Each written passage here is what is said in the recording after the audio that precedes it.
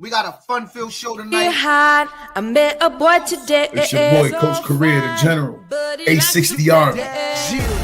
She loving my style every time I'm You ain't need more money, Tito. You could have just invited 6 or 8 you down to Nationals. I'm around. When certain people don't get their way or they feel slighted, they feel like they have a right to call us and voice their opinion. You don't. We locked the Clear. I've never removed a staff to allow a staff to move up. No, that's not what I'm saying. Now everybody's a personal trainer. We know who the originals are, but now if you look, you can find them in every town. What up? What's good, bro? What's going on, baby? Chilling. Tired, bro. Tired. No, I'm dealing with some pain. I got to get the shares out. I'm off my game. We just getting back in the thick of things. We about to start popping them in the head again with that great content. Yeah. Tell him you've been under the weather. You know, my man been jammed up for a couple weeks. Father Time done caught up with PH. Nah, that ain't. Father Time done caught up with PH Great. That ain't it. I've been jammed up, but it ain't Father Time. I just gotta work a couple kinks out in the in my body. That's all. Your boy got the back. The old back ain't what it used to be, brother. Got to get back in the gym. I can't go to the gym right now, dog. Are you kidding me? I can't even sleep. Go to the gym. For the record, I never left the gym, dog. I found out it happened because of the gym. Did I tell you that? I didn't tell you that. Oh, you didn't tell me that part. It's an exercise that I do like this, and adding too much muscle to my back, put the muscle on the nerve. So, I got to make sure not to get jammed up like that again. You got to stretch. You got to stretch before and after, like they tell you. Yeah, evidently I do, man. Thinking I could just go to the gym, bang out, and leave like I'm, a teenager. I can't do that. I'm trying to tell you, do your cardio first, get the body warm, then go work out. But what do I know? Expert trainer over here, man. I need to come to the Bell City training program. That's what I need to do. You'll get me right? I come to the gym, you get me right? I'm down 100 pounds. I mean, I'm down 100 pounds. I lose 100 pounds. I lose 100 pounds. They'd be on here talking about feel sick. I can't lose 100 pounds. Anyway, it's your boy PH the Prez, Mr. Above 140. And I'm here with my co-host. It's your boy, Coach Career, the General. Bell City Broncos, 860 Army. Bell City Broncos, 860 Army. So, Tito, let's talk about it. Super Bowl vibes. I'll let you go first. I'll let you go first. By the way, let me say this before you start. It's no need to sit on this thing and call me a hater. I admit that I'm a hater. I was admitting it the day before, the week before. I was a hater of New England. But go ahead, T. I'll let you go.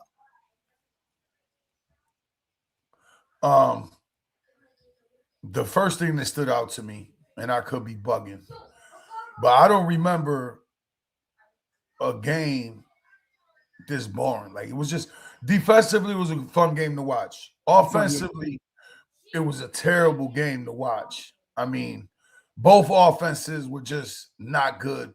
I mean, how many field goals the Seahawks kicked? 4? Yeah, but the Patriots got a lot of Super Bowls like that too. But they were able. Here's the difference. Here's the difference. Up in Super Bowls, Tom Brady didn't do nothing, though he get the credit. Yeah, but they had enough to win. One of those Super Bowls, they had enough to win. They made enough offensive plays in those games to win. Neither team. I never remember a Super Bowl where it was the team that won got out to a 12-0 lead with 4 field goals, bro. 4 field goals. It was 12-0 from 4 field goals. Do you realize that I think those were the best 2 defenses in NFL? Oh yeah, no, absolutely. I'm not questioning that. When you're so dominant, Tito, that you can rush 4 people and it feel like a blitz. It's hard for offense. I think the New England Patriots was one of the highest scoring offenses in the league. Wasn't that? Let me look. But this is what I'm trying to tell you. When you only could play 4 down linemen when you got 4 cats like that, bro. You know what I'm saying? When you got 4 dudes like that could just get after you. But it wasn't only just the 4 down. They were still rushing 4, but they were doing some tricky stuff with how they would bring their 4. They were blitzing. Right, they was dropping cats out. They were the DM was dropping to the flats while the outside linebackers blitzing. Like they were on. But none of them were 6-man, 5-man, 7-man pressures. They were all 4-man pressures that they made it look like pressures. They made it look like they was bringing 6 or 7, but them cats was dropping out, and then 4 cats you wouldn't expect was coming. Watching them defensively was a fun game. Schematically was a fun game to watch. Offensively, it was tough to watch, bro. It was a tough Super Bowl to watch. I can't remember. I know Cat said the Rams Patriots a couple years ago was I can't remember a Super Bowl in all my years of remembering the Super Bowl since about '86 when the Giants won the first time. I don't remember a Super Bowl that was this boring. It was a boring Super Bowl. And we're not even going to get into that. I mean, you could get into the halftime stuff. I've read enough about that stuff to make me sick for a week. The New England Patriots were averaged almost 30 points a game, dog. Yeah, well, they weren't a bad Super Bowl. I mean, they weren't a bad team. No, I ain't saying they were a bad team. Everybody would listen. Stop with the BS of, oh well, they're a young team. They'll be back. This is the NFL, dog. This isn't 9U. Ain't no such thing as a young team. It's possible the New England Patriots never play for a Super Bowl in the next decade. Just because they got there and it's young, that's not how it works, T. We saw a lot of teams get to the Super Bowl one time and never make it back again. Never make it back. It's not easy to get there. Yes, so the Patriots have been there. It seems like the Patriots will always get there, but that is a thing that happened recently because they had Brady and Belichick. Like, dude, people don't get there as much as the Patriots. Like, it's not the norm. Yo, dog, listen to me. I'm just telling everybody that once people learn you as a team in the NFL, the scheme, we're talking about billions and billions of dollars put behind the process of figuring you out. Once they learn, I don't know if you saw the latest meme, you could hear the Seahawks players on the sideline telling the other players on defense exactly what the quarterback is going to do from New England based on where he dropped back and how he turned his shoulders. Once they figure you out in this league, it's over. I mean, look at the Chiefs. They're starting to figure the Chiefs out. It took them a while, but they're getting old too, though. As a collective, they're getting old. What's old about it? Middle 30s. Okay, give me somebody that's old. Kelsey's old. Mahomes is still young in his prime. The rest of them cats are getting up there. Kelsey's old for the NFL. Bro, Kelsey's like 33 years old. That's not old. For the NFL, it's old. 33. Not for a tight end. How old was Gronk? Gronk retired young. Remember that. He only came back for that Buccaneers run. Well, Gronk retired after like 5-6 years. Gronk retired at 35 years old. But Gronk retired early because he was doing Gronk's a movie star. Right. He's a movie star. Everybody ain't got his aura about him. Like, this dude has this playful aura. I mean, he was at Pop Warner Nationals when we were down there. How much to put? Larry got a question, Myers. Let's put it up. He said, question, how much, I think you mean, do you put on the defense being good scheme and maybe not checking the pass protection being a second-year quarterback? Well, he definitely looked like, I'm going to tell you this much. First of all, 5 not blocking 4 is a problem. And number 2, you can't eat the ball the way he was eating the ball. You got to get that ball out even if you're throwing incompletions. You can't get sacked. He got sacked a bunch of times. 3rd and 15, they were handing the ball off because they didn't believe in that kid. Right. I didn't understand it. Alex McDaniel did not believe in it. From the looks of it, the stage was too big for May in this game. It was too much. It was too much. Bro, he didn't look good. Bro, he hit one pass downfield. Say all that you want. He was throwing the ball. They weren't open. Who is he? Everybody just want him to throw the ball. To who? They're dropping 7 in the coverage, and he only still got 3 seconds. You can't eat the ball and take those type of losses. Who do you want him to throw to? He got 3 receivers in coverage, and I'm dropping 7, and you feel like you're being blitzed because I'm only blitzing 4. What is he supposed to do? Give me what great Tito career. Who is he supposed to hold on to? He had nobody open, bro. You can't Did eat you the see ball the like that. You can't eat the ball like that, though. You can't take losses all day. What he gonna do? Keep throwing it to the ground, go 3 and out? Because that's what he was doing. I don't know what McDaniel was doing, but usually when you see the blitz coming, you throw right into the blitz. Like you throw to the hot guy into the blitz. It didn't look like none of that was going on. Like he just kept eating the ball. Who's the hot guy? I got 7. How many how many people you sending out? 4? I got 7 back there. Who's hot? You got 3 seconds, Tito. Who's hot? Bro, they also did drop a lot of balls. He did get the ball to some people today. There was a lot of drops too. He overthrew a couple people. A wide open touchdown probably passed. There was a couple drops. There was a couple big drops. That's what happened when you under pressure, right? Like you feel overwhelmed a little bit. Seahawks defense, Pat offense. I think the defense made him look like he can't play. Right, and I did read that what Wayne just said. Nothing like this on no run. This man was in the Super Bowl, bro. No, but I did see this too, that there was 2 starters on their left side, 2 rookies on the left side of the line. That could have been part of the issues. Oh well, there's in a Super Bowl. Oh well, ain't no sympathy. Ain't no sympathy. Let's watch a couple plays. Let's break down some film, Tito. This is good. We get to break down some film. Go ahead. We get to break down some film. All right, here we go. He on offense. It looks as if they sending out 1, 2, 3. The running back here, maybe he the hot guy. Let's see. There got to be another receiver somewhere. Right there, running back. He's just leaking out. Look, you stand running back. Look at this. If he plants his feet right now, he's getting hit in the back. These 2 guys is beat. They're both beat. He's getting hit in the back. No, that protection completely collapsed. Again, 5 guys can't block 4. That's the real problem. There you go. How is he supposed? 1, 2, 3, 4. How is he supposed to hit the hot guy when you said, "Oh, the running back," and already he was getting sick? That cannot be the quarterback's fault. That just cannot be a quarterback fault. Look at this. Right? This got mauled. It's unbelievable. This kid got pushed into dog. And what? Look, handoff. Look at this. Oh my God.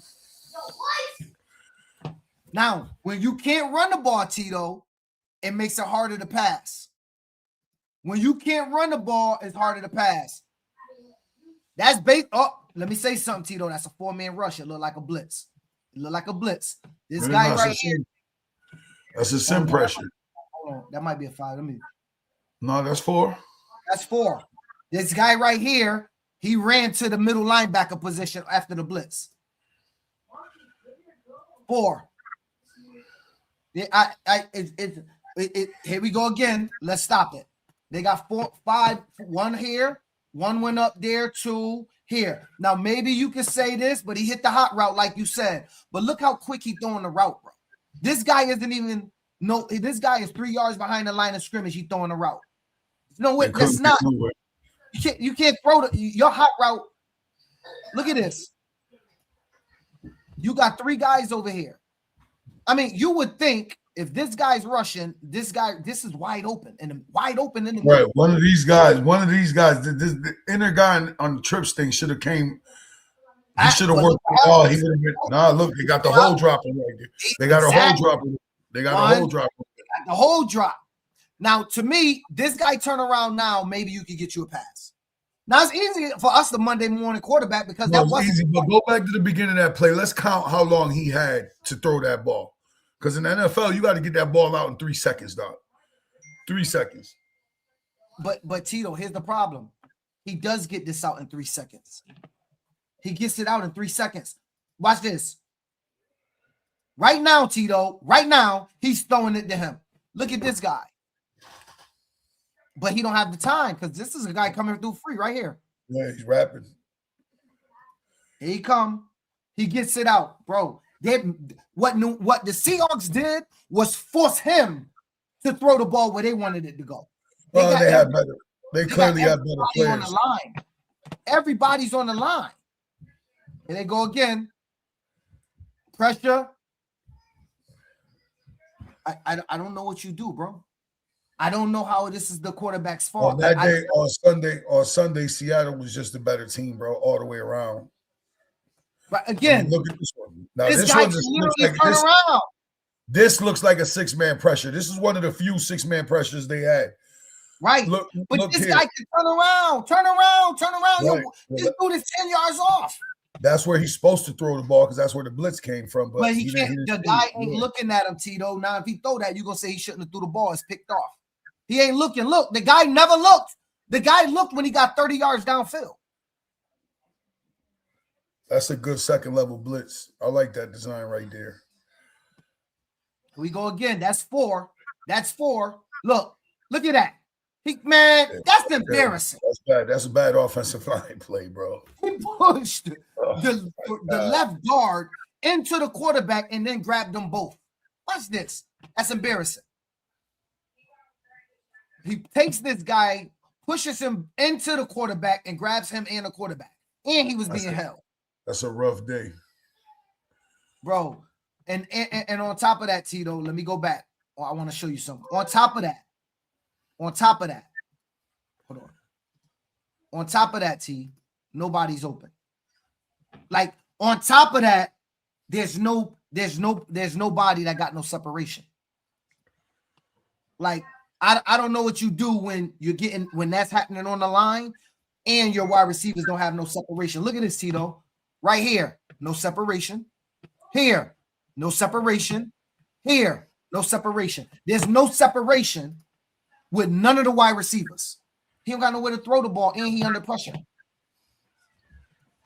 Look, I'm not saying the quarterback don't hold no responsibility. Right there, he should have got the ball out. I don't care if he got to throw it away. He had enough time. I'm just saying, bro, that should have. The quarterback should have. Coach's O-line got whooped on Sunday. That's the bottom line. They got whooped. Place the blitz. The slant was open. Make the cornerback make a decision. I do think that slot guy in the trips should have been the hot route. Evidently, that wasn't McDaniel's call because not once did he become the hot guy. He was running downfield 15, 20 yards, not even looking, with nobody checking him except the safety. Again, if you watch the Patriots play and you knew that middle guy is never in the slot, never the hot guy all year, then you come up with a scheme. But honestly, I don't agree with the offenses weren't up to par. I think both defenses were really, really good. And I don't think the Seahawks offense ever was really good. I think the Patriots I don't think they were a big offense all year neither. They definitely defense carried them. Their defense was definitely special all year. Like everybody knew Seattle's defense was good. All right, well, you don't want to talk about this, so I'll give my spiel. No, we can talk about it. Let's go. Talk about the Super Bowl halftime. Oh, go ahead. You can give your spiel on it. All right. I know there was a lot of talk about the Super Bowl halftime. And I did put up some posts being funny. I ain't gonna lie. One of my posts said, I know you racists is mad as hell because I watched the Super Bowl halftime. I noticed it was all in Spanish. Like I noticed it. You know, we saw Cardi B and Ricky Martin come out and he represented his culture, which is no different than what, Snoop Dogg did when he brought out 50 and he brought out Eminem and he brought out his team, right? He brought out the West Coast. That was his clique. He brought out his clique. I don't think if you didn't like the halftime show, you was racist. I think people misunderstood what I was talking about when I said, I'm talking to my culture, the black culture. Don't be like them. What I was saying was, it's okay not to like somebody's halftime show.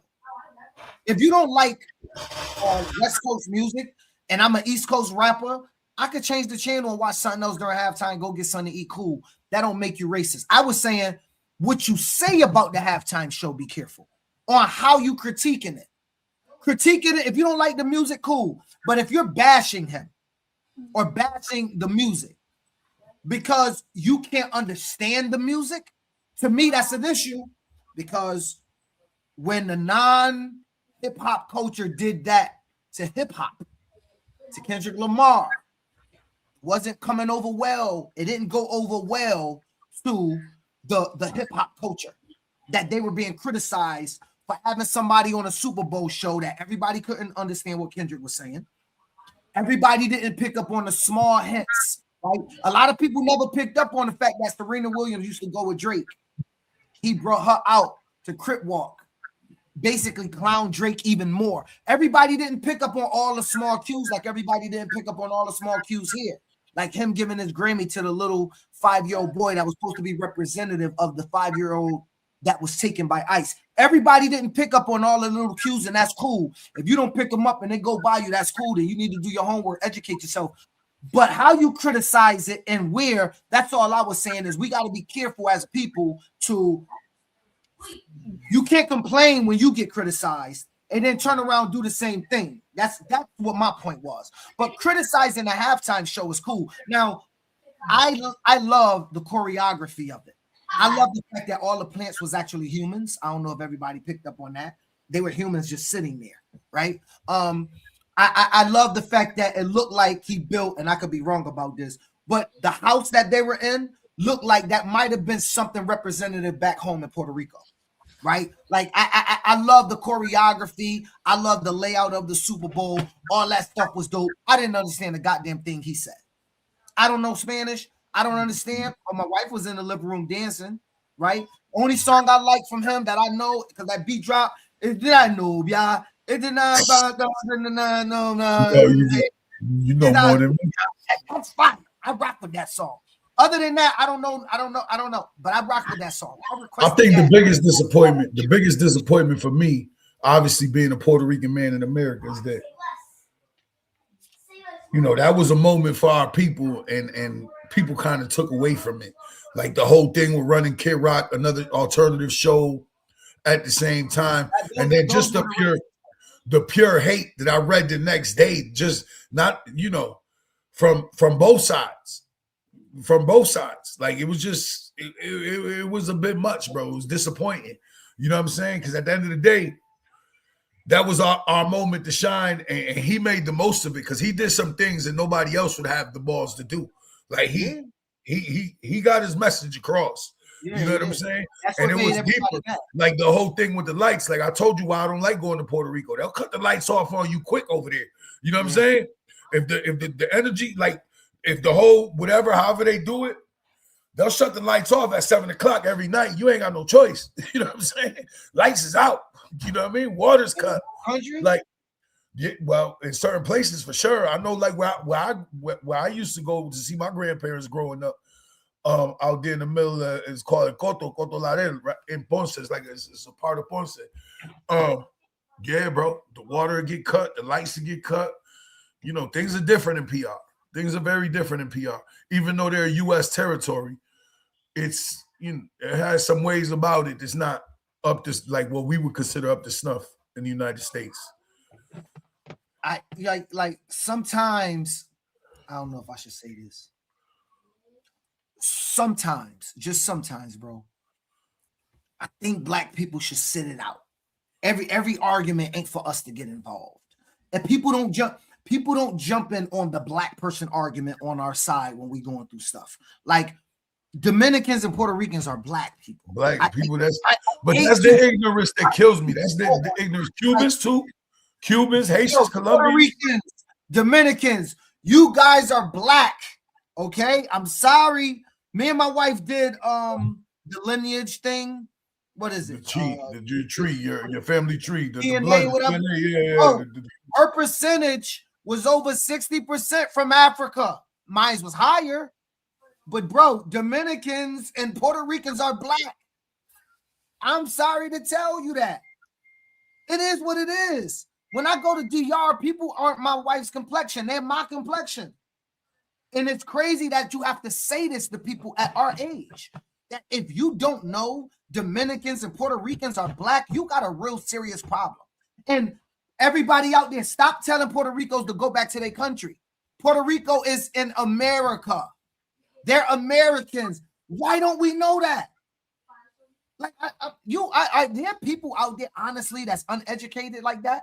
No, there is. Clearly. If if you read the comments the next day, ignorance, you can't even say ignorance is bliss, because I've known this stuff about my people since 3rd grade. Like, my parents made it a point to enlighten us on what it was that our lineage. The fact that people don't know in 2026 that Puerto Ricans, Dominicans, Cubans, Colombians, Hondurans, like all these guys have African descendants in them, all of them. When the transatlantic slave trade happened, all those places were affected by it.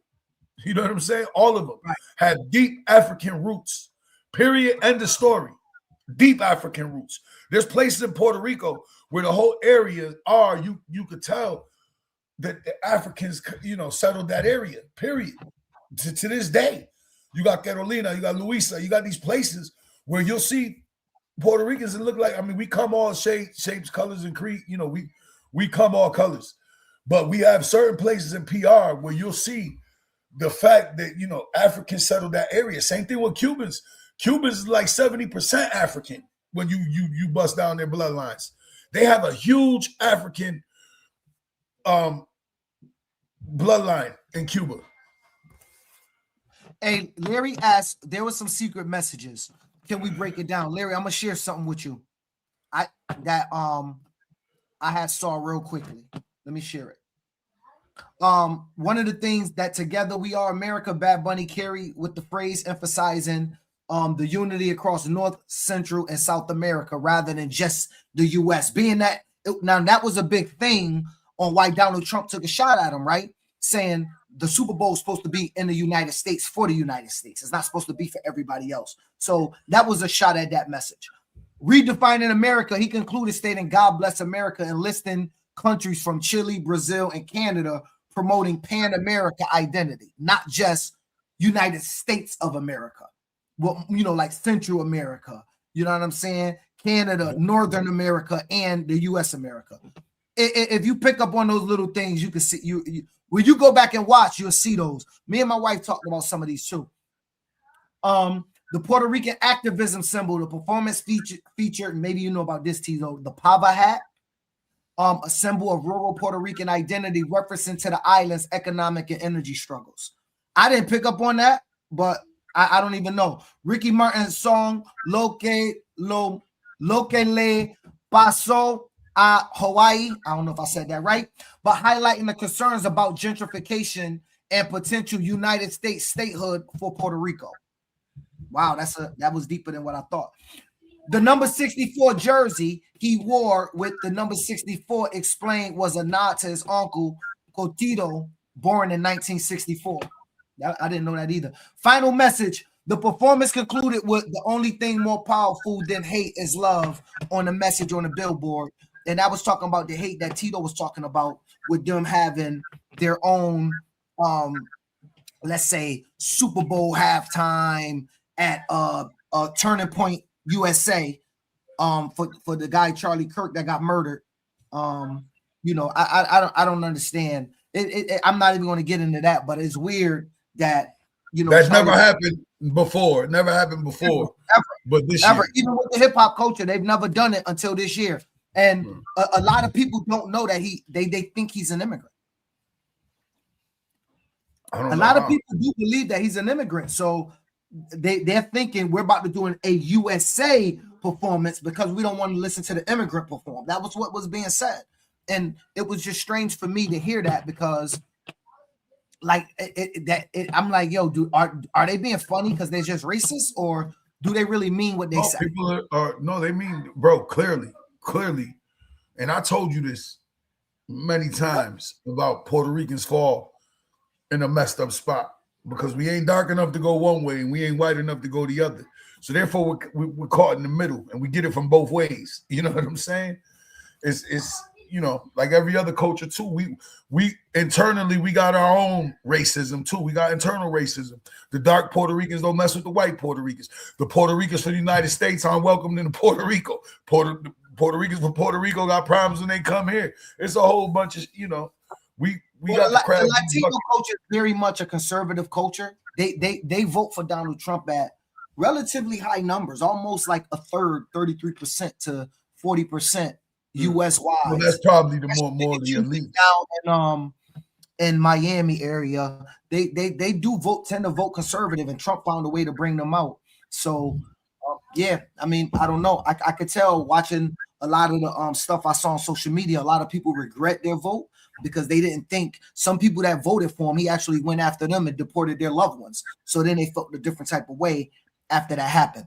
But we don't want to get too political. That was our talk about the halftime Super Bowl show. I hope y'all like Benito. I think he did a good job. Overall, he represented his people. If I was up there, I would have represented my people. So he did what I would have done. So kudos to the man. Tito, recruiting people, kids, is there a right way? What's the right way for you to approach, Tito? Let's say you want a quarterback that played for the Hartford Hurricanes. And you already left. You're going to start Bell City with your crew, this is real true, right? You want to take the Hartford Hurricanes quarterback. I know you're going to say you don't want it or you wouldn't do it. But hypothetically, if you were going to do it, is there a right way to recruit people, kids? I mean, again, I'm the wrong guy to talk to because I stay away from this at all costs. Because when you recruit, there's deals that come with it, and I'm not willing to budge on deals. So I don't believe there's a right way. But I'm telling you what you shouldn't be doing as an adult. I don't believe you should be in any kid's inbox. Period. You want to get the kid, talk to the parent or whatever. Do what you have to do. Oh, I coached this kid before in spring football. Yeah, but that's just again. I would never feel comfortable if it was my own child and I seen an adult in my child's inbox. It's gonna be an issue. Like, you get what I'm saying? Like, you shouldn't be reaching out to my child on social media. You shouldn't be in their inbox. You want to talk to my child, he has a parent. Figure out how to get in contact with the parent. Or if you see the parent, approach the parent, talk to the parent. We don't own these kids, so every kid is free game. I just think there's a code to that too, and not many people follow it. So probably not even a code. I would approach it a certain way, but I generally don't get into people that come to my programs. They're coming for whatever reasons they're coming. I won't reach out to you. So is there a right or wrong way? I'm not the one to talk about it. I know there's people that their whole existence is based on this. So, that's more of the people you probably need to talk to. Ask. We know a couple people that they build their programs based on, or build their teams based on recruiting who's out there or trying to get all the talent on one team. I think, Tito, that I saw on the internet a semi shot at you last year, citing you had an all-star team, right? Who had an all-star team? Where? You. We're not going to go over it now, but I saw on the internet where it was talking about how the Hurricanes 12U team was possibly an all-star team. So I'm going to get to my point, but I'm about to share something. I'm going to shoot that down, then I'm going to share something. So this is our website right here, Tito, right now. This is the Hurricanes website. Right now, anybody can go right now to register available programs, and you can register for the Hartford Hurricanes. It's open. I don't know you, Tito. I've never seen you. We don't cut no kids. You're on the team, right? Let me get rid of this. When recruiting players, I do not think people should ever jump in the kid's inbox. I will say it all the time. That's exactly what pedophiles do. Right. In fact, they start to they play on kids' emotions because kids don't understand their emotions. They play on kids' emotions and they say things like, "Oh, you're going to leave your boy. I can't believe you're going to do that to me." Those are things that pedophiles will say to a child.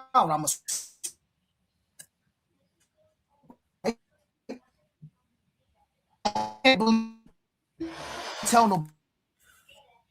You should come over here. Again, 100% sure, but I've enough.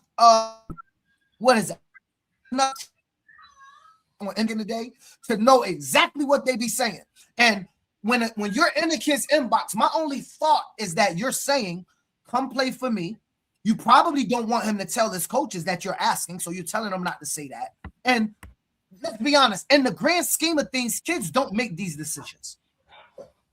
Kids don't make these decisions.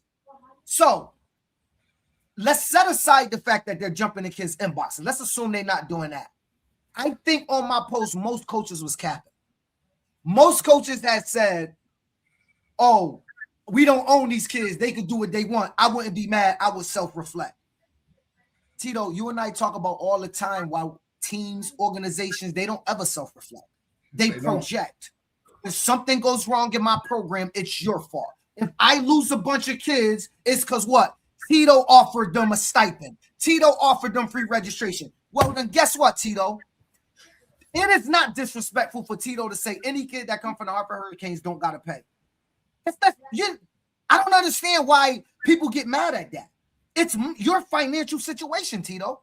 If you got a $50,000 grant and you can let kids play for free, why am I to get mad and say, yo, you dirty? I heard you offer my kids free registration. Yes, Phil, I did because we got the money. We don't need to charge it. Don't make you a hater. Like I got that last year or the year, but whatever year it was. And I was saying myself, it wasn't true, but these guys, people out here got the game messed up. Like they got the game all screwed up as if I'm supposed to run the Hurricanes the way they run their program so that we're on equal plane. I ain't never running my program the way they run theirs. I'm always trying to outdo every program in New England. AYF, Pop Warner, Single. I'm always trying to outdo y'all in every aspect of the game. I'm trying to outmarket y'all. I'm trying to outpromote y'all. I'm going to pop more shit than y'all. I'm going to say whatever I want more than y'all. That's how I'm promoting my program. If you don't like it, you might as well defriend me because you're going to feel some type of way eventually about the Hartford Hurricanes, which most people do, right? You see it all the time. Oh, why they think they that? Yo, we the program. Why they think they that? Because I say so. That's why. Because I said so. You can't do nothing about it. It's social media. You can delete it. You don't have to see it. But I got around 80,000 people that follow my social media. So they're going to see it over and over and over again. People got to stop getting emotional thinking I must run my program the way you run yours. I'm giving out too many gems right now, by the way. I shouldn't be telling y'all this. But I'm going to tell y'all this about how to really get this. Second of all, I have never complained about somebody taking a Hartford Hurricane kid. All the presidents out there. I had kids that went to Power Raiders from the All-Star game. I got around 50 plus that go to Bloomfield. I got kids that play in New Haven. I signed waivers for New Haven. I've got kids that went to damn near all these. I've got kids that go to Mass. I've signed waivers for Chicopee Braves. I ain't never had words with these presidents. I ain't never accused them of doing no dirty shit. And I ain't never went to no parent and told them you dirty for leaving us. I had parents whose kids played in other programs that showed up at my field and volunteered for me on game day because we were still cool. I got kids that went to the Wildcats and who parents, we were so cool, used to still come on my sideline. I let them in the gate so they could watch my games from my sideline. It's just different over here because it don't matter who come. The fact of the matter is they're going to come. We're going to be around 250 to 300 every year.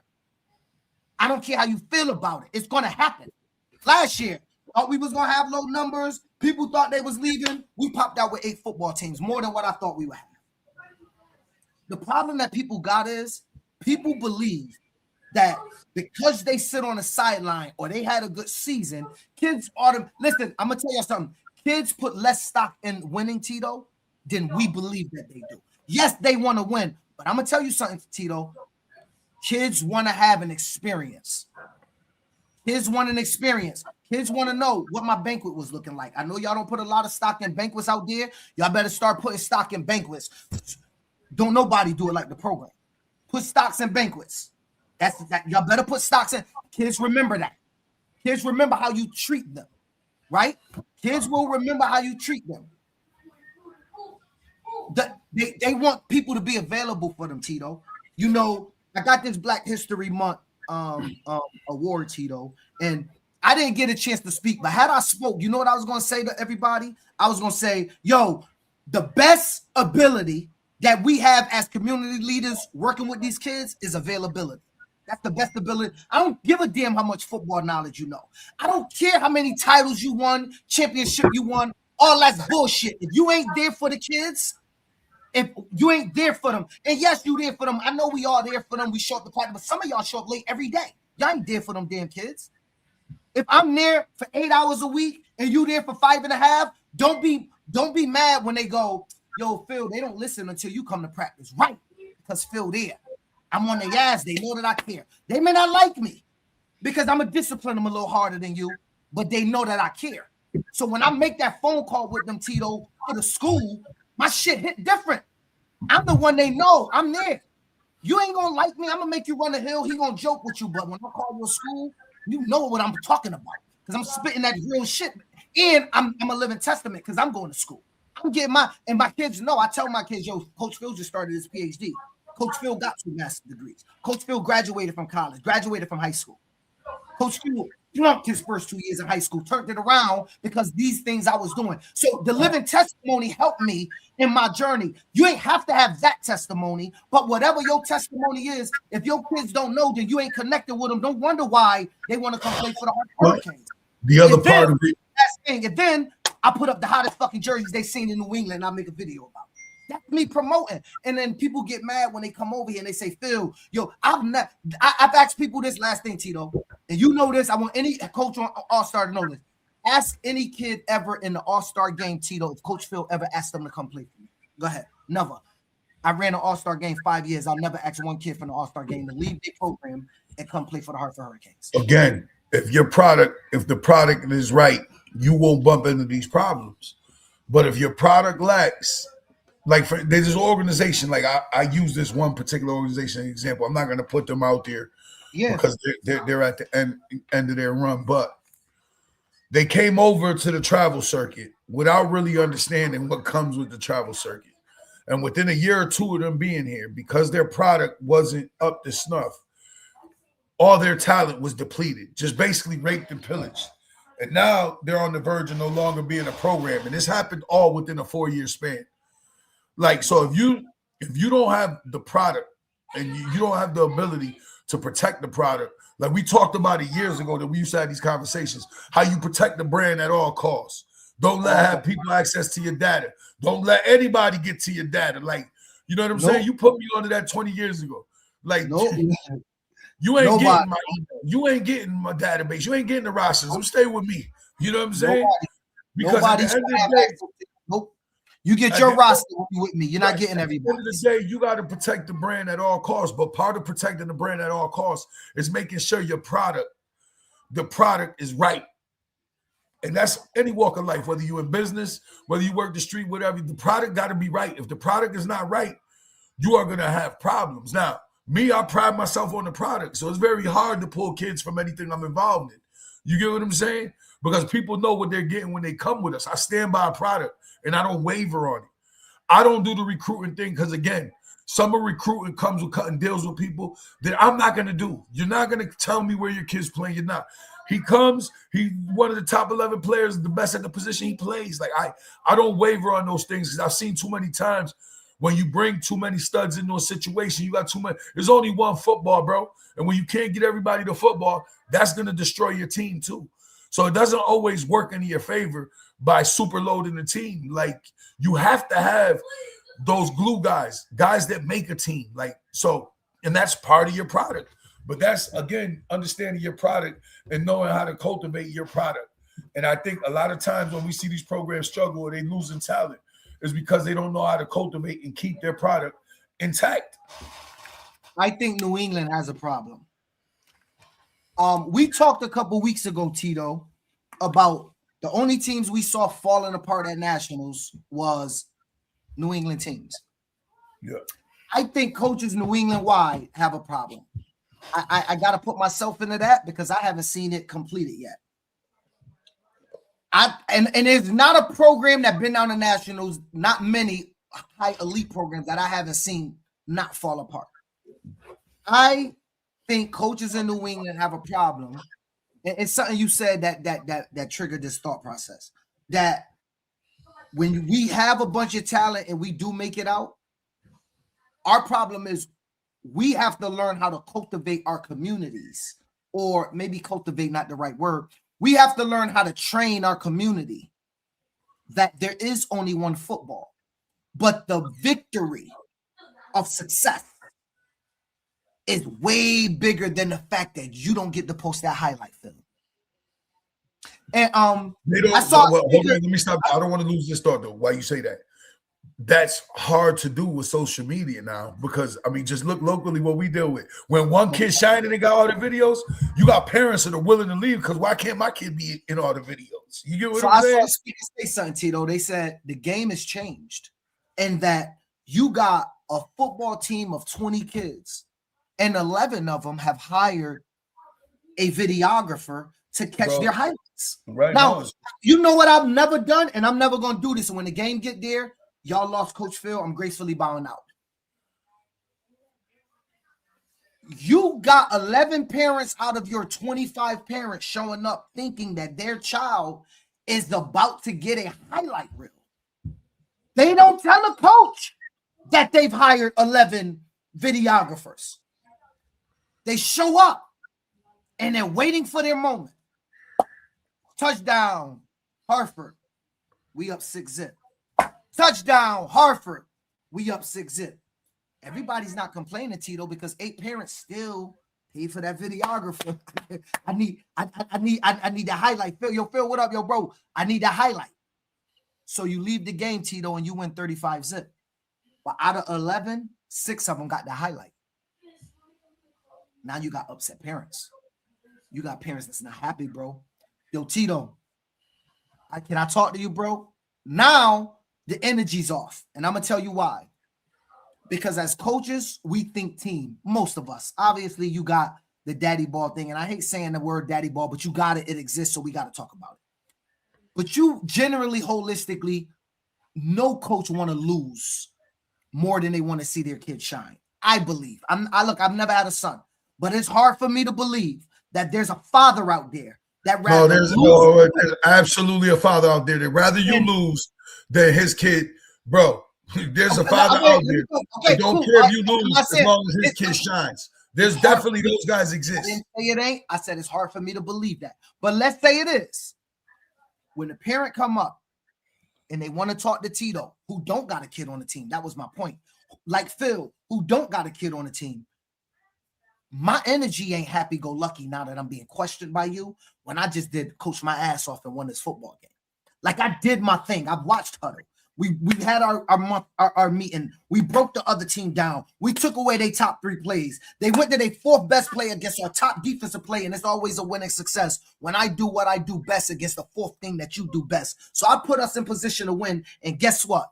I got to hear Coach Tito go, yo, Phil, I'm saying, bro, why Lucas only touched the ball 1 time?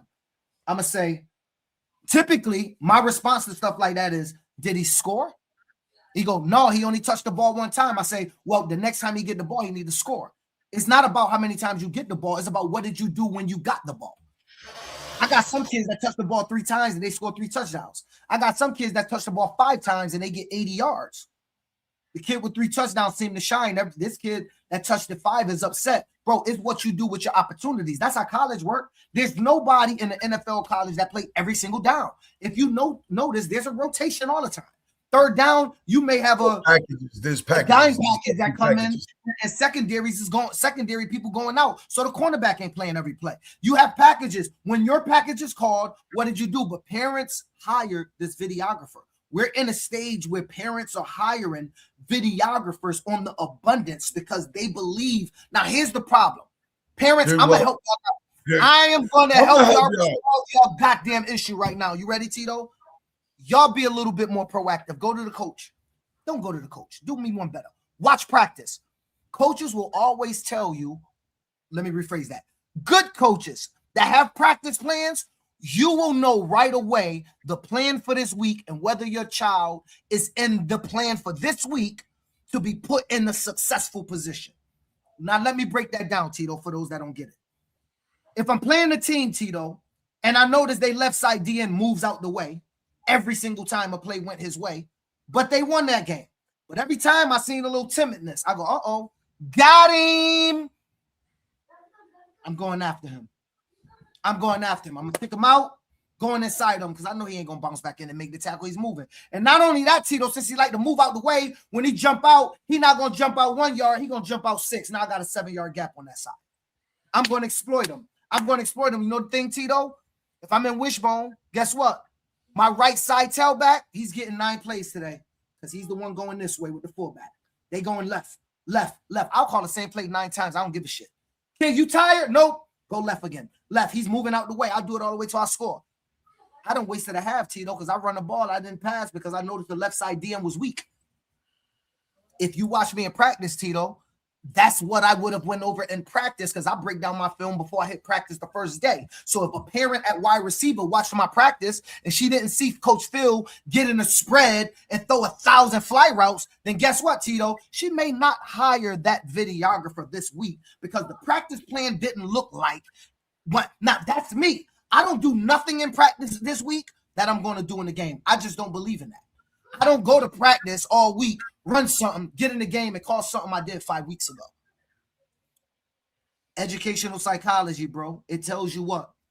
Repetition makes perfect. Consistency. And I don't say perfection, but repetition makes perfect. Doing the little things over and over again. The right way. 3 weeks ago and expect a 10, 9, 11-year-old to remember that as good as he remembered what you went over Thursday and Friday. So parents, you want to start hiring videographers more successfully? Show up to practice and watch your kids practice. When you watch them practice, if the plays they're running in practice. That's too much to ask, bro. We live in a delusional society. Again, football, listen, at the youth level, yes, most kids can play it. But as soon as you start coming up the ladder, the game is going to leave some people behind. Your size may leave you behind. Like there's things that start happening the further you come up the ladder with this game that makes it a very competitive space. If you're out there spending money on a photographer, worry about your kid's highlights, and you're not putting into his time, putting in the time to make your kid a better football player, more sound football player, you don't deserve the highlight. You get what I'm saying? John Brown said something yesterday about lazy parents, and it makes a bunch of – there's no lazy kids, just lazy parents. If your kid's not performing, are you doing everything you should be doing to make your kid a better football player? I mean, again, the entitlement, we're in the entitlement culture and everything right now culture with social media that everybody thinks they're entitled to have a video. It doesn't work that way. Not when there's one football and there's other talent on the team. You have to, like, going back to your point, when you get your opportunity, you need to make plays, dog. Just keep making plays. Nobody's watching. Nobody's clapping for you. Keep making plays. Somebody's going to take notice. It happens every year with a team. There's kids that start off on the scout team, and then throughout the season when you're practicing correctly, the kid is just constantly making plays. Now, all of a sudden, he goes from making plays on the scout team, look team, to you put him in the starting lineup. And it happened with us on 12U Hartford. By the end of the year, my best defensive player was a kid that never played football before. But he came every day. He did the work. And in the last game of the season when we played New Haven, he was balling out there. Balling. Kid never played before. 12 years old, never played before. Balling. Like these things, even if they ain't rooting for you, just keep making plays. People have lost sight of doing the work. You have to do the work. When your number's called, you have to produce. Football is still just like coaching. We are in a bottom line business. What did you do with your opportunities? Because that's what you will be judged on. It ain't going to be about how many photographers you got there or how much hype you're putting around yourself. When the lights is on and you're playing the more equal talented teams, what did you do with your opportunities? That's what it's going to boil down to. And people don't want to accept that anymore because everybody wants a highlight. It's just, and you know the weird part? Parents put us in this globe as coaches or this paradigm that I want my kid to be successful. I want him to get his plays. But if you're not a winning program, I don't want to play for you. Now let's ponder on that real quick. So let's get this right. Mom, if I or dad, if I give your kids all the highlights you want, but we lose, you got your money's worth, but you're on a losing program. Feels no good. If I win the game, you don't get your highlights, but we win the game and you didn't get your money's worth, feels no good. So I know how to resolve this. I got to get 11 kids that all bought photographers, all get multiple plays, all make sure they get multiple touchdowns and win the game.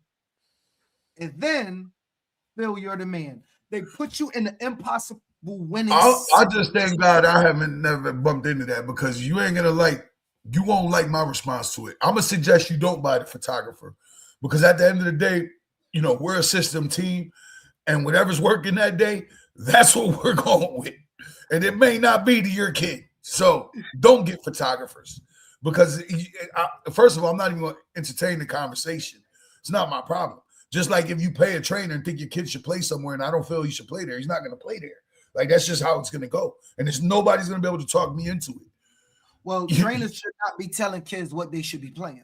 Well, we've seen it happen. We've seen it happen. And as football coaches, we don't go tell a trainer what they need to do. If you have a trainer, mom, dad, that's out there saying your son is a running back, you tell a trainer, go be a head coach so he can put your son at running back. But don't put no kid on my team and tell me he a running back and he's my 5th best running back. But every Thursday at 7:00, he go to his trainer and his trainer telling him something that you need to tell his trainer. Coach Phil said he ain't playing running back on his team. And I'm not having conversations with trainers over what I'm doing with my football team, because trainers don't have conversations with me over what they training on. Now, if there's a mutual respect and I send a kid to you, Tito, can you make this kid a better cornerback? Like, that's a different topic. But a mom secretly going to do her own training, or dad secretly going to do their own training, work on your kid's perfection. I love it. But understand that everything that you do in training ain't translating to football. Everything ain't translating to football that y'all out there doing. There's very few skill-specific trainers out here. There's very few, Tito. And so everything that they're doing, even if it translates to football, y'all heard Tito say a system offense, it may not translate to his system. Don't go out there and take both your sons, put them in spread, put your little cousin at quarterback, and start working on this crazy shotgun passing tree. But then when you get to Tito, y'all running the wing T, you mad. He runs a system offense. Ain't nobody out there in spread 80% of the time clapping. You don't get to run that out and up. You don't get to run that slant and under. You don't get to run the flood left. He ain't doing it. That's his system. You come to me, I'm running a multiples offense. I ain't going to be in the spread 80% of the time, ever. Every coach out there, I'll tell you now, that's the only secret you'll ever get out of me. I ain't running spread 80% of the time. That ain't really my game. And so if you working on something, cool. Parents, trainers, aunts, uncles, guardians, you do not get to demand the position your son play on the team. And Tito, I asked this question. I don't know if it was on a thing years ago. I said straight up, should kids train? Is it you football job to put kids in the position that we think they're going to play in high school, or the position we think that'll be best for the team that they're on to win the football game? I believe by 6 that I think there's 2 parts to that. I believe at the younger levels, it's harder to tell. But by the time you get up to 6th, 7th, 8th grade, it starts to take shape. I'm not saying we always get it right, but usually it starts till you start to see, all right, this guy's going to be over here. This guy's going to be at the 2nd level somewhere. This guy, we probably should look at him over here because he just got way too big and he's outgrew a position. When you get up into the middle school years, I think it gets a little closer. Not that we always get it right, but we narrow the gap a little bit because, again, size is going to dictate a lot of where these kids play. So let me make it a little bit more complex. Tito get a kid that can catch his ass off. He's 6'4", him and his brother. Do Tito, and he got a cousin that's 6'3". Is Tito going to run spread because Tom Brady came out there? No, we'll open up. Like in my system, we'll play with the split end like you guys played at the pub back in the day. We'll put the that's one. What about the brother? We'll put the 6'3" guy out there.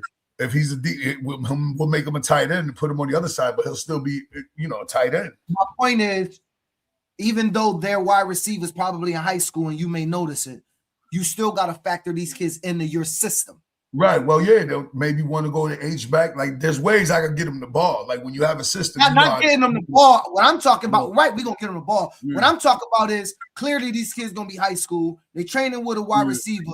They come to play for Coach Tito. They still gonna have to understand, son, I may need you to go to tight end and pull and kick out the outside linebacker opposite side. They may not be asked to do that in high school, but I need you to do that in my system. Or for us Wayne, like any Delaware team, we have the wide receiver who's usually the tight end, and then we have the X that can either be out or one line. Because there's some of the nasty splitting things.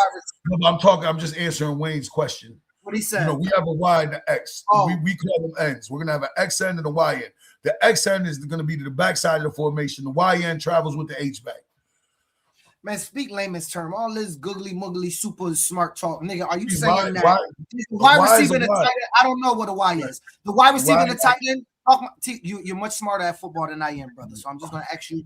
Tight end travels and a wide receiver. I ran wing in high school. I had a tight end and a wide receiver. Right. The tight end travels with the wing, and the receiver's usually opposite the tight end. Wing back, tight end on the same side. Backside is tight end. Yeah, bro, see, I just want to break down the language, bro. That's all. Everybody out there don't know the YN, the X, and the Y. Everybody don't teach their offense like that. So I wanted you to break it. I knew what you meant because I played that terrible offense in high school that didn't give me but one pass a game.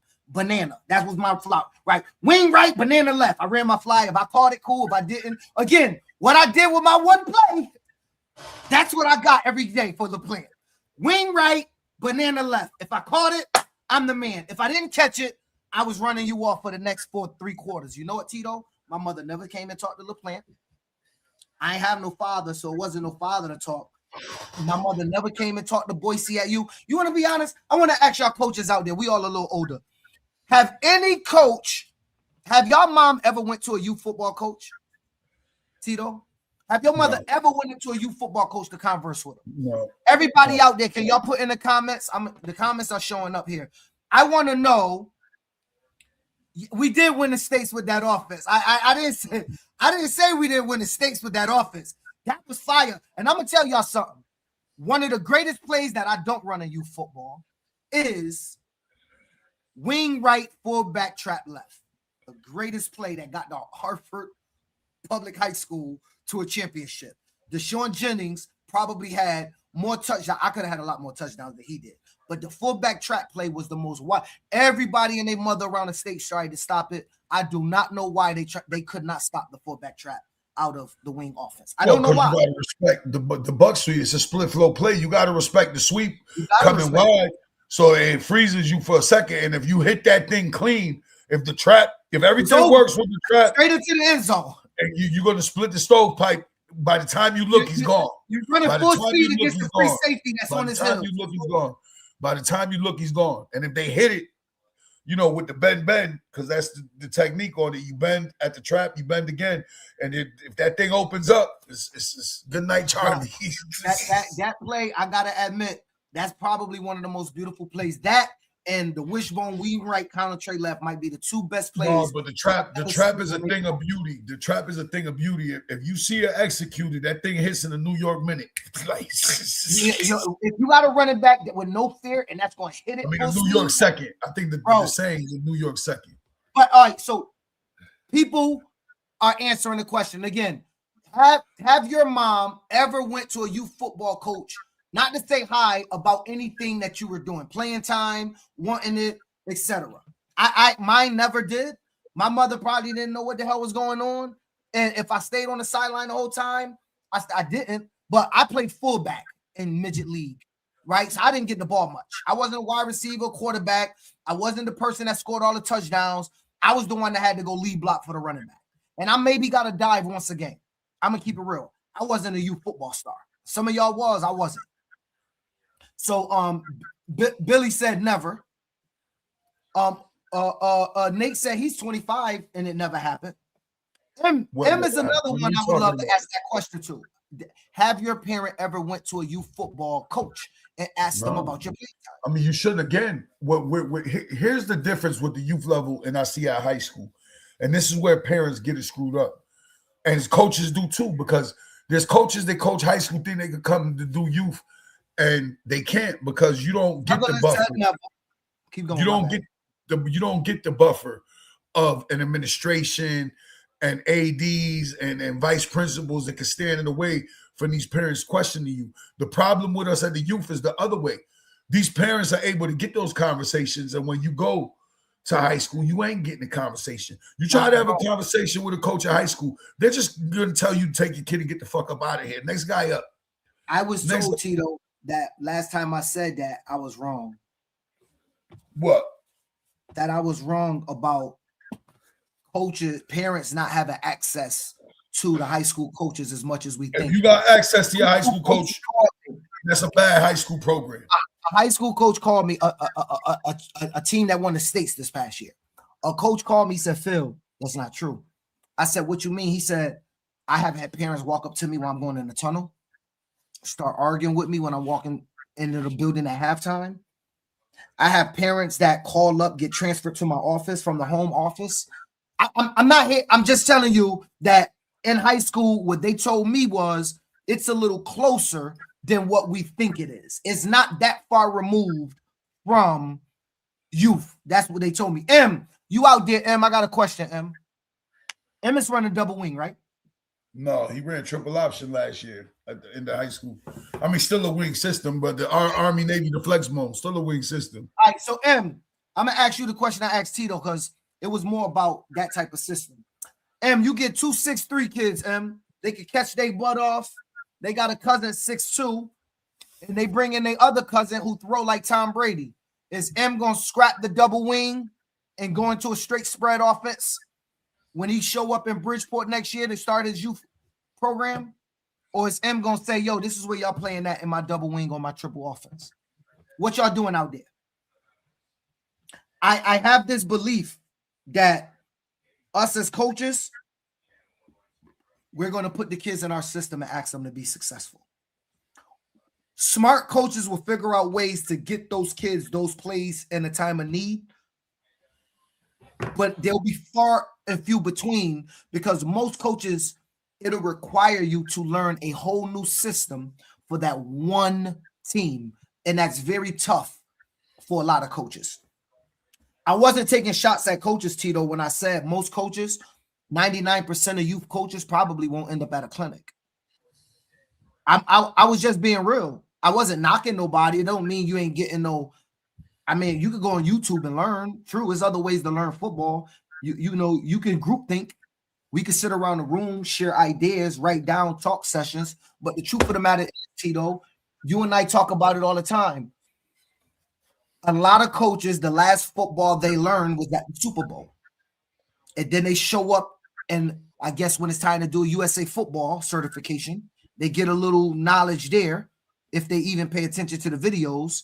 And then they start to gain knowledge when the season start revving up. In the off season, I saw Nick Saban say this. All of his success that he gained over the years came in February, March, and April.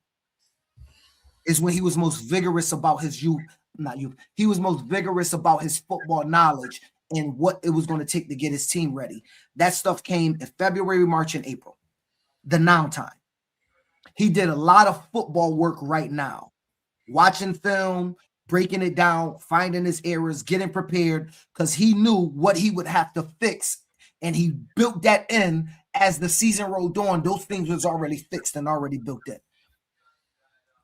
M said, I did it in the 8th grade. My quarterback was Hunter Agosti. We ran double wing with Steve Christie's spread.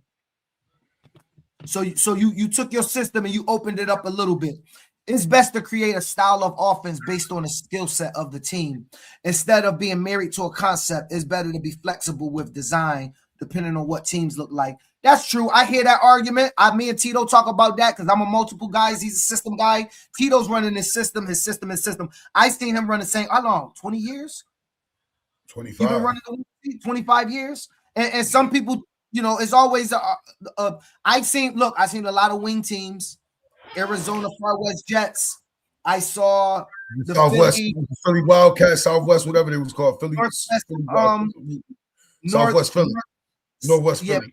The Northwest, not that Philly Aztecs was one. Then the guy went over to Northwest Raiders in Philly. They were sky blue and yellow. Double win, had all the athletes in the world, and they beat the crap out of Steph and the New Britain team.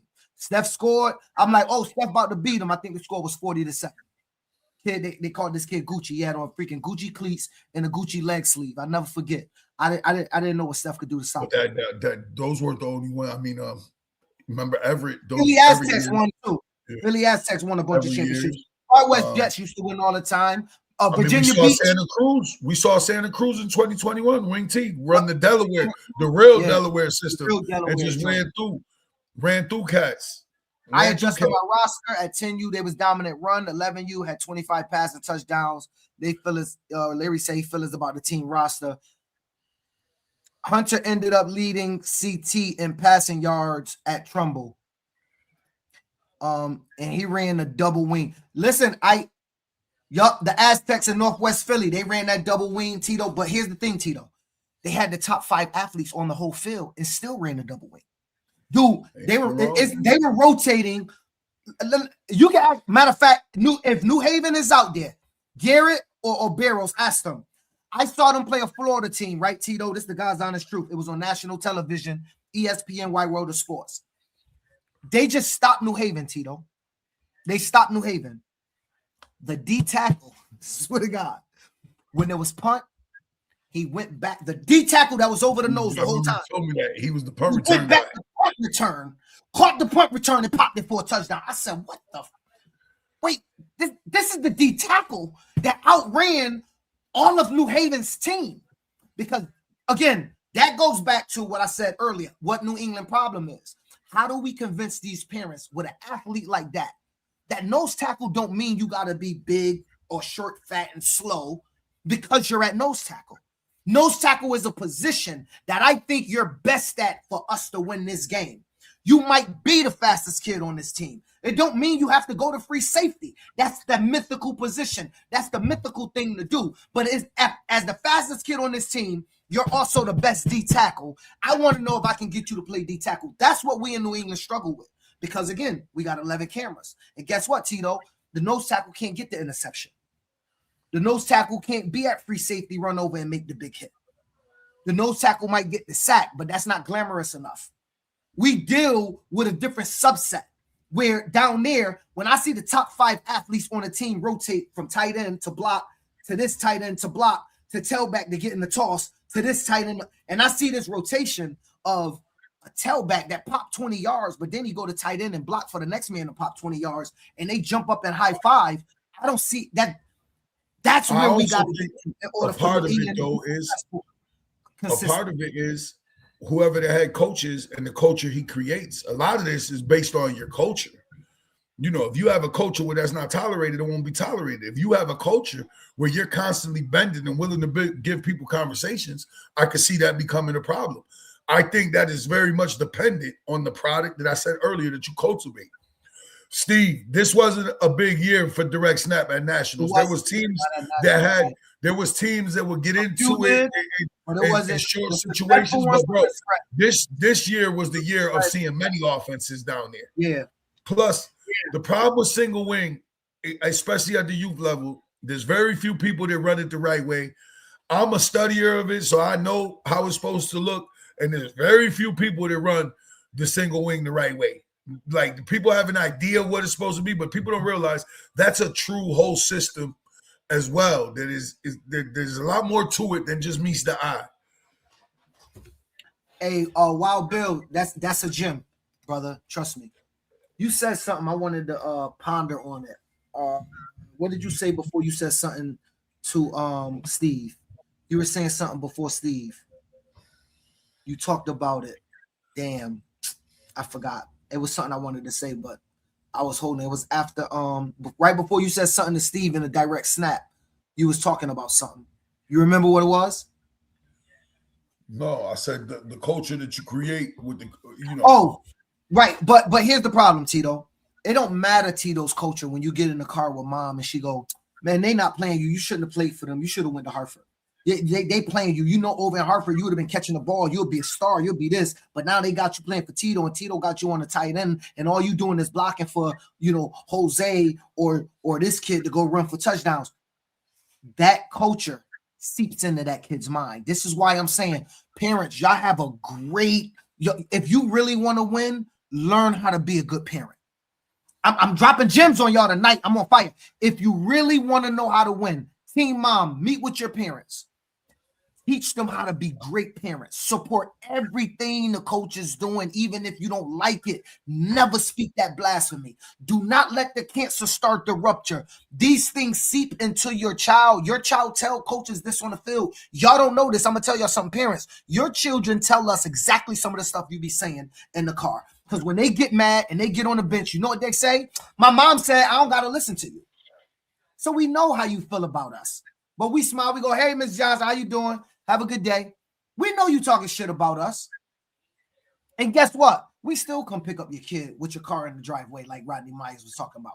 We still come pick him up because for us it's bigger. Even though you run around and tell people we don't care about the child because he's not getting the ball, but you don't say we picked him up because you was at the hairdresser or you had to run to the grocery store during practice so you came back 15 minutes late and I sat there and waited even though my daughter was waiting for me to eat at home. You didn't tell them that. Parents, you want to be on a better football team? Some of y'all would win more games by doing nothing more than shutting the hell up and allowing the coach to coach and not talk bad and not create a culture of ignorance with your in that team. Some of y'all have ruined teams. Tito, you know this. Some parents have ruined kids that ruin teams. It comes through ruin coaching staffs, But once you let cancer into your dynamic, it could destroy the gut. It will rip the guts out of your team. Like, I agree with what Kia said. If the parents learned the game, the real game, and dads, then they would know how. Like when your parent learned the game of football, they'll know this, Tito. They'll know, no. We're not talking that. You gonna go to practice? You gonna shut up? You're going to listen to the coach. You're going to do what he got to say because this is a team sport and we got to win. So what? You ain't get a touchdown in this game. He threw that pass at you. Why you get walked down? You should have scored. Oh, but he could have threw another one. Why he threw you one? You had a chance to get one touch. When you parents know the game, they can hold their kid accountable to the game. But when parents don't know the game, they use stupid language like stupid coaches. Hit them hard. That don't mean nothing. Don't come ever coach with me if you're going to scream, hit them hard, because that don't mean shit to me in football. I don't know what that means. What are you saying? Hit him hard. Isn't that the goal? What did he do wrong? He was supposed to be in the 7 technique. He was in the 6. Say that. Don't say hit him hard. Hit him hard don't mean nothing. When you scream at the kids, hit him hard. They go, okay. Like, what do you think they out there trying to do? Hit them soft? So a lot of coaches and parents say shit, Tito, that don't mean nothing to the game, but to the masses, it sounds like they're cheering people on. You know you done heard of. You gotta say what the real problem. The real problem is, bro, and I hate to say this, and I've had this conversation with you, a lot of people. The real truth of the matter is 95% of the cats coaching youth football in New England have no idea what they're doing. Like, it's sad but true. Like, yeah. It's again, youth football overall, holistically, is probably the worst coach sport of all the sports when you think about it. I love my boy to death, but I had a coach on my sideline say, I ain't gonna do it. I had a coach on my sideline say, he gonna laugh. I had a coach on my sideline say, we're on offense, Tito. We're on offense and we drive it. I had a coach on my sideline go, yo, stick him. Y'all better not let him get a first down. I said, yo, we on offense. We on offense, though.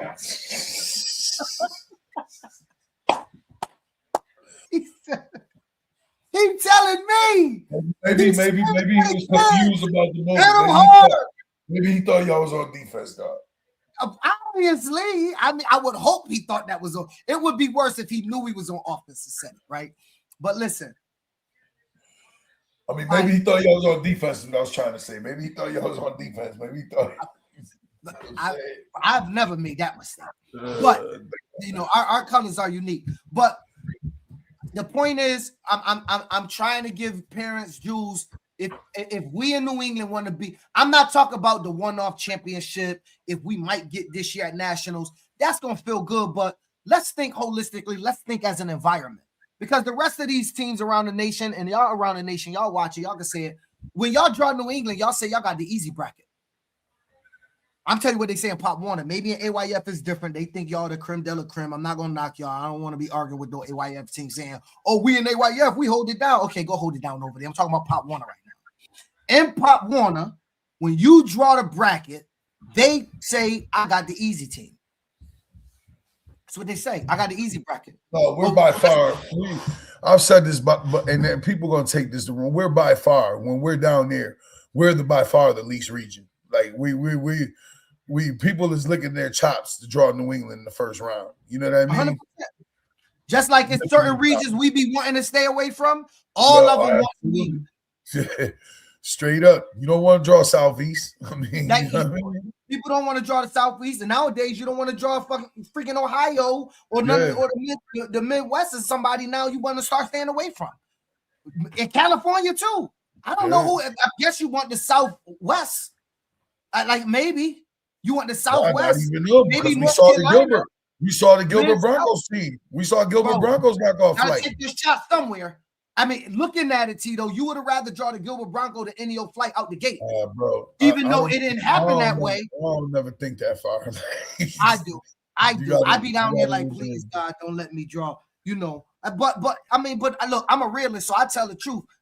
It is teams I'll be wanting to stay away from when it's time to get for the selection show. Yeah, it don't the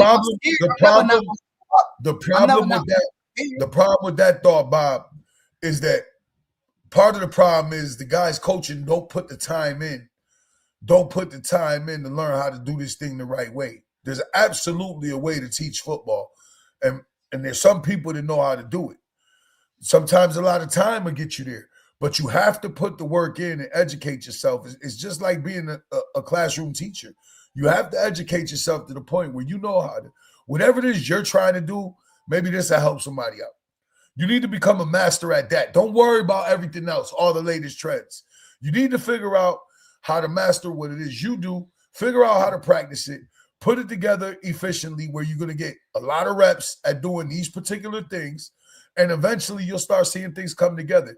Kids will get physical and aggressive when they're confident in what they're doing. Period. End of story. That's true. Kids will play better when they're confident at what they're doing. When a child knows what he's doing, then he can do it. And let me explain something else. Kids will play faster when they know faster, what they're doing. Absolutely. Less thinking. You play faster when they know what they're doing. You ask a running back and you start going 27 counter, 38 sweep. If he's sitting back there going, so 2-7 that way, and then if he has to think like that, he's not going to run the ball fast. Now, look, you may be teaching numbers, but you better make sure that they know it like the back of their hand. That do not mean, and I'm going to say this again. This is the last thing we're going to say before we get off, Tito. Last gem I'm dropping. I don't give a damn at what level of football you coach. Every coach. You know what? Nah, I'm not sharing it. Go ahead. No, you know, I'm gonna give y'all a gem. Let me show y'all something. Bro, let it rip, dog. How you gonna set people up like that and then switch it up? I'm gonna let y'all rip. I'm about to teach everybody something. Watch this. Everybody, I want you to watch this. Just watch this real quick. This is Chat GPT. Watch this. Make me a practice plan. Design. Make me hold on. I'm gonna make this better, Tito. An Alabama practice. Let's be more specific. Football practice plan from 6 p.m. to 8 p.m. in 15-minute intervals, in which I am working on offense and special teams. Now I'm gonna tell y'all coaches starting right now, y'all lazy. Look at this. Tito, from 6 to 6:15, we gonna warm up, we gonna stretch. From 6:15 to 6:30, we gonna do indie period. Oh, Tito, man, you talk about that all the time. Look, quarterback's gonna work on footwork, wide receivers gonna work on routes, running backs gonna work on ball security, offensive lines, boom. From 6:30 to 6:45 is period one special teams, Tito. We doing kickoff, kick return, punt return, field goal, special teams at 7. By 7 o'clock, we have done all that, Tito. By 7 o'clock, we doing run game calls, pass progressions, personnel groupings, meaning everybody know what group they in. 7:15, Tito. We doing an execute offensive plays. So we going tempo. We running our plays. 15 minutes. Y'all see that? You don't get to practice and run football plays for 2 hours. Okay. And simulate game reps. Now we back at special teams on our second time. Special teams win championships. Tito, man, you talked about how some teams you played, they did very good special teams and it affected the game. All right. Situational offensive drills, quick game reps, clock management. Some of y'all in the 2-point under. This is something I missed last year, and had I had it down pack, I think I would have got through the first round. 7:45 to 8, Tito. There go your jog, hydration, and your quick team game. Coaches give feedback, review the points, assignment, and practice game plans. Tito, it took me about less than a minute to type that up. I can show up to practice right now with my youth football team, and I got a game plan right here for 2 hours. Some of y'all coaches, y'all lazy. Parents, if you out there is nothing disrespectful for you to say, hey, coach, you mind sharing your practice plan with me today or next week? I want to make sure my son's prepared. You mind sharing your practice plan? I bet 90% of the coaches go to practice and go, yo, Tito, what we going to do today? Yo, let's work on some plays, bro. I got this new thing I want to work on. I want to work on this. I wrote it up. Yo, did you see the Seahawks at the Super Bowl? You saw how they was walking around before they blitz? Let's work on that. I seen coaches practice like that. I'm helping y'all out. That was ChatGPT. You don't have to run an Alabama-style practice plan. You can run a high school-style practice plan. You can do whatever you want. But ChatGPT have just created a youth football practice plan in 15-minute intervals. ChatGPT made all my practice plans last year, Tito. I knew what I wanted to accomplish, so I just put it in. And it gave me. Sometimes that's a way to do it. I mean, for guys that been doing it, I can see it being a useful tool. In my opinion, to learn how to do this thing, you got to go about it and getting it out the mud. Like, you have to practice these things and know how to do it. I think that's a useful tool if you already know how to do it. But cats that need to learn, need to go. They got to go through it like the rest of us. You got to find. No, they don't. That was old, Tito. You and I had to do it like that. We didn't have no tool. We didn't have nothing we could punch in that'll come up. I'll tell you what they do need to know, and I think this is what you're saying. They need to know what they're trying to accomplish, like you said. Right, absolutely. I don't know what I want to accomplish. ChatGPT ain't going to accomplish it for me. I need to know exactly in practice what I'm trying to accomplish today. I'm trying to make sure I rep out this hybrid wing T offense, and I need to do it for 15 minutes. But here's the problem, Tito. You see this all the time. Coaches get caught up in running offensive plays for 2-3 hours. And not teaching not a damn fundamental. One of my psychology classes, they said after 18 minutes for adults, you aren't learning anything repetitiously over and over and over. Repetitiously over and over and over at the highest levels of education tells you you're not learning anything, and that's for you and I, Tito. So as a youth, 15 minutes, if you're practicing right and you're scripting it out fast enough, 15 minutes is enough time to script out offense, to rep it out. Now, if you notice, Tito, they went away from it, got to something else. What did they do, T? They went back to it. Special teams was an excellent. You can go back to it. But the reason you don't want to stay on it because kids start to zone out. I done did this all the time, coach. Kids don't understand repetition makes perfect. Kids still play football to have fun. The game got to be fun. Practice have to be fun. Like, we can't forget that. And y'all could be all toughy and go, I don't care if they having fun. They better do what I say. That's why you're going to lose your program. Kids need to have fun. They're signing up to have fun. Now, it's structured fun. It's disciplined fun. It's tough fun. But we got to remember, man, they 8, 9, 10, 11, they signed up to have fun. I'll let you bring us home.